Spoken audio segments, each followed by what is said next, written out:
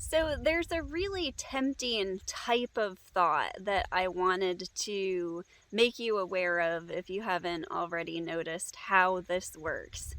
This is how the separate self comes out in thought, and this is sort of the nature or category of thoughts that cause a lot of suffering.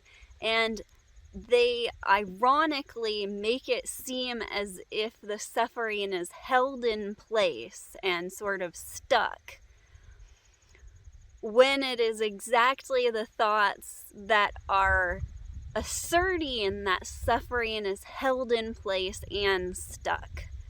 So in order for suffering to not just be guidance, addressing an individual thought, or rather the thought occurring now, the thought, the belief, the sort of simulation, I'm really liking that word, that thought is making is that there is a person who exists within time who has this condition that therefore results in suffering. So this can be an actual diagnosis. And I don't mean to say that diagnoses can't be incredibly clarifying and healing and help to sort of narrow down where it is you want to go or what it is you want to focus on. But then a diagnosis can later be wrapped up as a separate self, a part of an identity. Or it could be, I'm not good with people. I'm introverted. I'm not very smart. I'm flighty.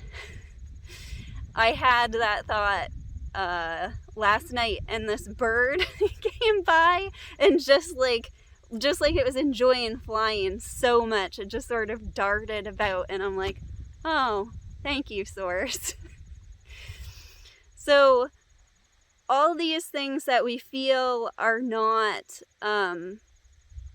helpful or wrong about us, to realize that they're just a thought occurring now is so spectacularly healing. You can just let the thought go. The freedom is incredible.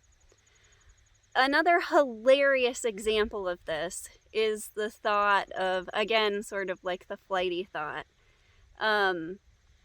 attention deficit.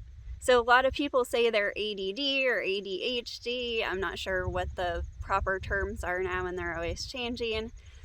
But the thought, oh, I can't focus, I'm having trouble focusing because I have ADHD, is that thought itself is pulling you from what it is you want to focus on.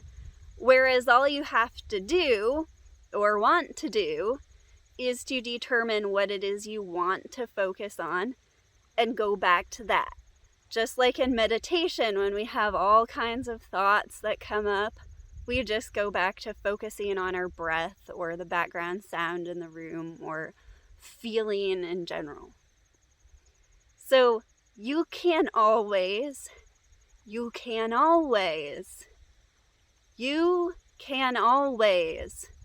drop the thought.